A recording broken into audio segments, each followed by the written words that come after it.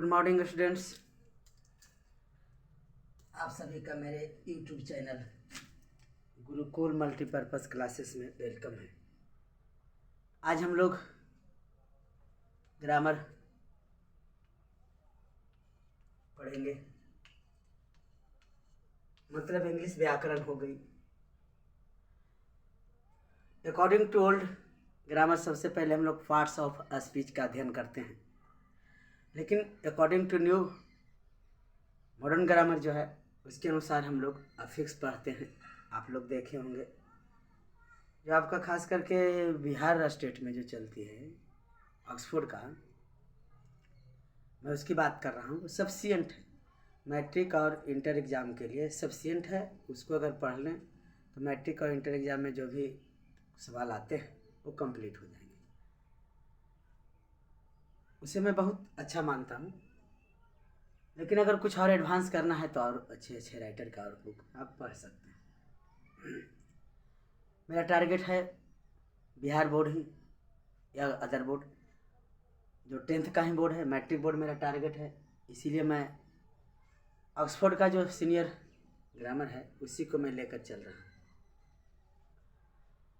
तो अफिक्स मैं पहले पढ़ाऊँगा, बाद में पढ़ाऊँगा नेक्स्ट वीडियो में। मैं इसमें आपको पार्ट्स ऑफ स्पीच ही अध्ययन करवाऊँगा, क्योंकि अगर पार्ट्स ऑफ स्पीच कर लेते हैं तो आपको आगे पढ़ने में सुविधा होती है। सबसे पहले हम लोग करेंगे parts of speech according to ancient, यानी ओल्ड ग्रामर के अनुसार जो हम लोग पढ़ते हैं हम लोग उसी का अध्ययन करेंगे। पार्ट्स ऑफ स्पीच, सबसे पहले इसका डेफिनेशन हम लोग देख लेते हैं। Words are divided into 8 classes. Words are divided into 8 classes according to their function. According to their function means हो गई कि शब्दों को 8 वर्गों में बांटी गई है उनके कार्य के अनुसार। उनके कार्य के अनुसार शब्दों को 8 वर्गों में बांटी गई है, जिसे हम noun, pronoun, verb, adjective, adverb, preposition, conjunction और इंटरजेक्शन कहते हैं। ये सारे का डिफिनेशन के साथ लिखूंगा, इसलिए मैं यहाँ पर आपको 8 नाम शो नहीं कर रहा हूँ, मैं 8 का डिफिनेशन देते हुए मैं करूँगा। तो पार्ट्स ऑफ स्पीच इस वीडियो में हम लोग अध्ययन कर लेते हैं। नेक्स्ट वीडियो में नाउन होगा, जो भी होगा ट्रांसफॉर्मेशन, टेंस वगैरह, नंबर, ये सब कुछ बाद में करेंगे।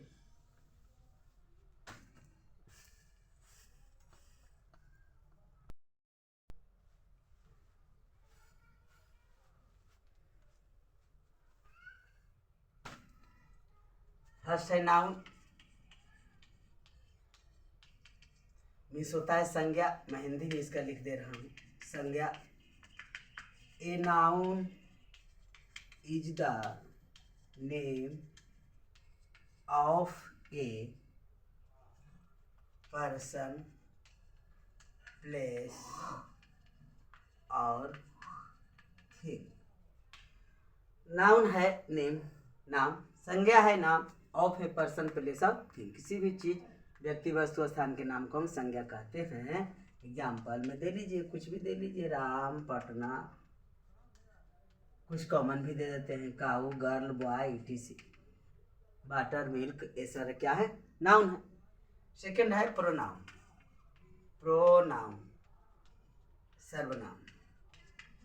ऐसा ना सोचिए कि जूनियर सेक्शन का, जूनियर क्लास का पढ़ने का है। अगर इन चीज़ों को आप ढंग से पढ़ते हैं, समझते हैं, नाउन ही अगर इंटर में जाइएगा तो नाउन ही महीनों दिन लगेगा पढ़ने में। 1 आवर का अगर कोई शिक्षक देते हैं 1 घंटा का ट्यूशन, तो महीनों दिन लग जाता है पढ़ने में, डिटेल से पढ़ा जाता है। तो अगर नाउन समझ में आती है तभी नंबर वगैरह पढ़ा जाता है। प्रोनाउन में सर्वनाम। A pronoun is a word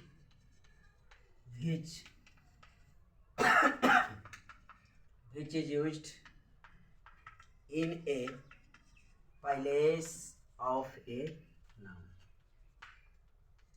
pronoun क्या है, सर्वनाम क्या है? इज ए वर्ड, एक शब्द है जो कि प्रयोग होता है इन ए प्लेस, स्थान में, ए नाउन। एक संज्ञा के बदले में a pronoun is a word which is used in a place of a noun. Noun के स्थान पर जिस शब्द का प्रयोग हो उसे हम सर्वनाम कहते हैं, अर्थात संज्ञा के बदले में जिस शब्द का प्रयोग होता है उसे हम सर्वनाम कहते हैं। नो एग्जाम्पल में ही, सी, ईटीसी दे देंगे, वह, यह, ये सब क्या है? प्रोनाउन है। नंबर 3 वर्ब मीन्स होता है क्रिया। A verb is a word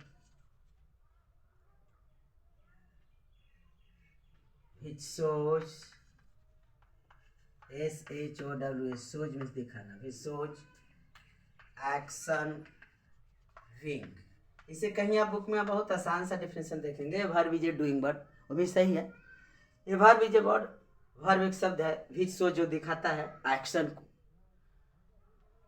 समय के साथ क्रिया के होने का कि कुछ काम हो रहा है, उसे हम क्या कहते हैं? वर्ब कहते हैं। एग्जाम्पल गो, read, etc. Etc means extra, etcetera, ये क्या है? अतिरिक्त, माने और इत्यादि इत्यादि। ये वर्ब हो गए, क्रिया हो गई। अब हम लोग चौथा में पढ़ेंगे एडजेक्टिव। सिर्फ डेफिनेशन में इस वीडियो में करवा रहा हूँ और कुछ नहीं, सिर्फ डेफिनेशन में दे रहा हूँ।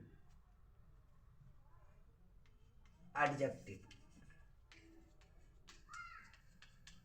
मीन्स होता है विशेषण, विशेषण। एंड एडजेक्टिव, सोच रहे होंगे कि एन यहाँ क्या प्रयोग हुआ, ये यहाँ क्यों हुआ, ये सारे हम लोग आर्टिकल में पढ़ेंगे। वोवेल है इसलिए। An adjective is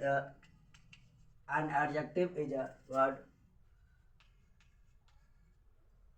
which qualifies, या दैट भी लिखा जा सकता है, which qualifies a noun और pronoun। विशेषण किसे कहते हैं? जो संज्ञा सर्वनाम की विशेषता को बताता हूँ, जैसे अच्छा, बुरा, ये सारे क्या हो गए? तो विशेषण हो गए। गुड, रेड,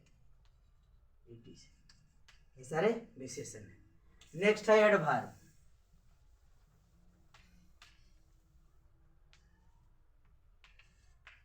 एडवर्ब मीन्स होता है क्रिया विशेषण, क्रिया विशेषण, क्रिया विशेषण। An adverb is a word, an adverb is a word that qualifies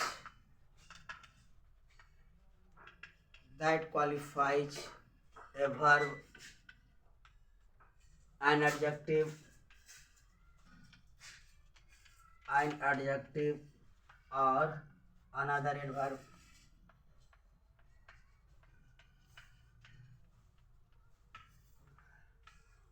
adverb उस शब्द को कहते हैं, वैसा शब्द क्रिया विशेषण कहलाता है जो किसी क्रिया या विशेषण की विशेषता को बढ़ा देता है। जो किसी क्रिया और विशेषण की भी विशेषता को बढ़ाता है उसे हम क्रिया विशेषण कहते हैं। जैसे स्लोली, स्लो क्या है? वर्ब है स्लो, चलना, धीरे धीरे चलना, स्लोली हो गई, फास्टली हो गई। वेरी गुड भी दे सकते हैं, वेरी गुड, गुड अगर एडजेक्टिव है, वेरी गुड हो गई, तो क्या हो गया? आपका क्रिया विशेषण हो गई। 6 में है प्रीपोजिशन। प्रीपोजिशन मीन्स होता है संबंध सूचक, संबंध सूचक। Preposition, A preposition is a word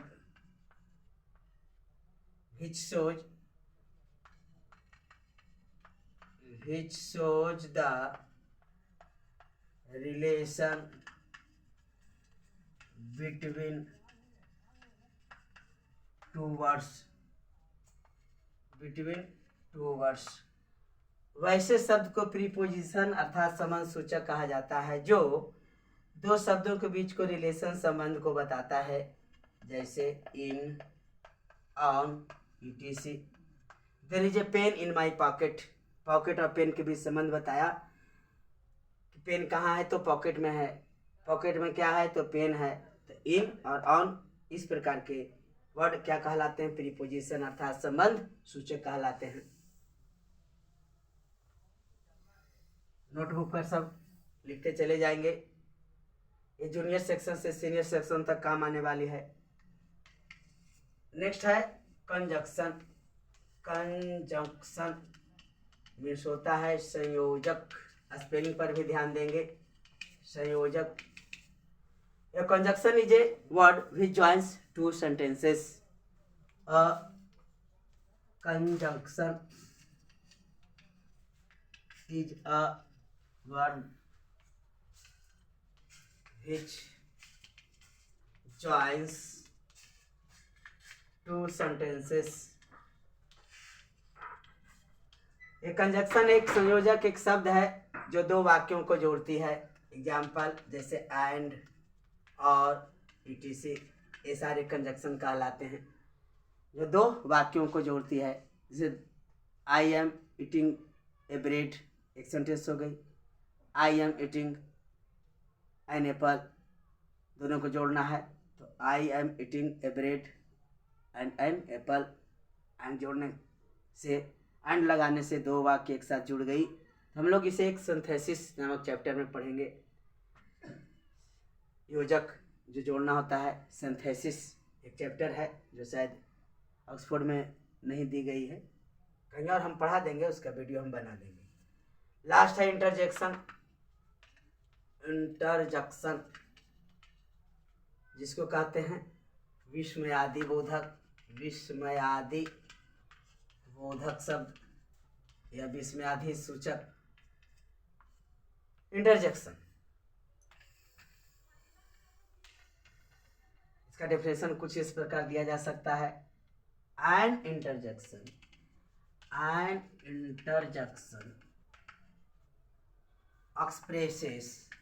expresses the feeling of heart।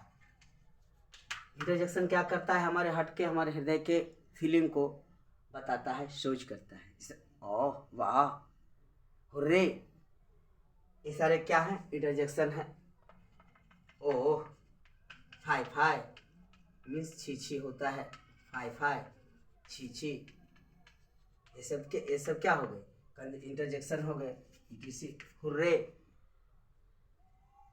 तो इस प्रकार से मैंने पार्ट्स ऑफ स्पीच का भी डिफिनेशन देने के साथ साथ उसके जितने भी पार्ट हैं 8 वर्गों में बांटे गए, 8 क्लासेस में बांटी गई है, 8 का मैंने डेफिनेशन दे दिया। नेक्स्ट वीडियो में हम काइंड्स ऑफ नाउन पढ़ेंगे, फिर उसी प्रकार आगे बढ़ते जाएंगे। काइंड्स ऑफ प्रोनाउन पढ़ेंगे, वर्ब पढ़ेंगे, एडजेक्टिव पढ़ेंगे। सारा कुछ अगर पढ़ लेते हैं तो ग्रामर खत्म हो जाती है। इसी के अंतर्गत आपको आ जाएंगे नंबर, आ जाएंगे केस, आ जाएंगे, सारा कुछ पढ़ेंगे। फिर टेंस पढ़ना होता है, बहुत ही इंपॉर्टेंट चैप्टर। टेंस जब तक कंप्लीट ना होगी वॉइस नरेशन आप ढंग से नहीं बना सकते, और ना ही आपको लैंग्वेज समझ में आएगी, क्योंकि ये अदर भाषा है, एक लैंग्वेज है इंग्लिश। तो इसे हम लोग अच्छी ढंग से पढ़ाई करेंगे। ये सारे आप लोग पहले एक तरह से याद कर लेंगे।